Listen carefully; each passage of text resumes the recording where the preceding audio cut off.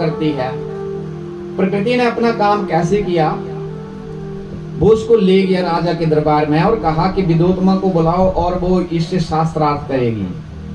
और उसको उसने कहा था कि जैसे जैसे मैं तुझे इशारा करता जाऊंगा वैसे ही तूने वहां पर करना है।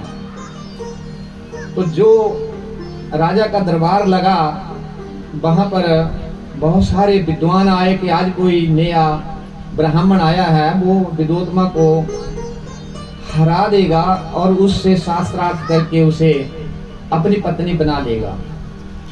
तो जब शास्त्रार्थ करने का समय आया, विदोत्मा ने, बेचारा अनपढ़ था, ग्वाला था, उसे शास्त्रों का क्या पता था, लेकिन उसको बोला कि आपने चुप रहना, कुछ बोलना मत मुख से। ऋषि ब्राह्मण ने उसे ऐसा सिखाया हुआ था। जब शास्त्रार्थ होने लगा तो उसने क्या किया कि एक अंगुली जो थी विदोत्मा ने उसकी तरफ कर दी।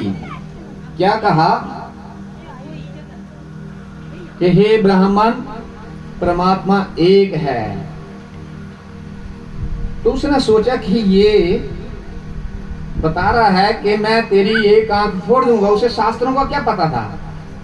तो उसने कहा कि मैं तेरी दोनों ही आंखें फोड़ दूंगा। मतलब उसने मुख से बोला नहीं, लेकिन इशारा उसकी तरफ कर दिया कि नहीं दो। अब जब दो उंगलियां कर दी तो विदोत्मा ने कहा कि ये ठीक ही होगा, क्योंकि दो का मतलब होता है आत्मा और परमात्मा। अब उसके आगे शास्त्रार्थ चला।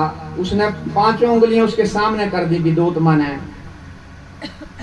कि 5 तत्वों से ये शरीर बना हुआ है। उसने मुट्ठी बंद कर ली।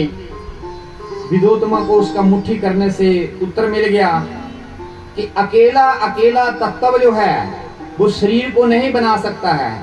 यदि पांचों तत्वों, आपने कथा सुनी है ये सारी, इसलिए मैं इस प्रसंग को आपके सामने रख रहा हूं।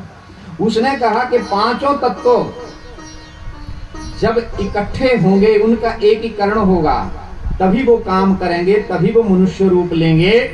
और अकेला अकेला 5 तत्व कुछ नहीं है। अब विदोत्मा ने सोचा कि इससे बढ़कर तो कोई दूसरा जवाब देने वाला, शास्त्रार्थ करने वाला मुझे कभी कोई मिला नहीं। तो उसने क्या किया कि पिता को बुलाया और कहा दरबार में कि यही मेरा पति है और मैं इससे विवाह कर लूंगा। अब विवाह करने के लिए उससे जो ब्राह्मण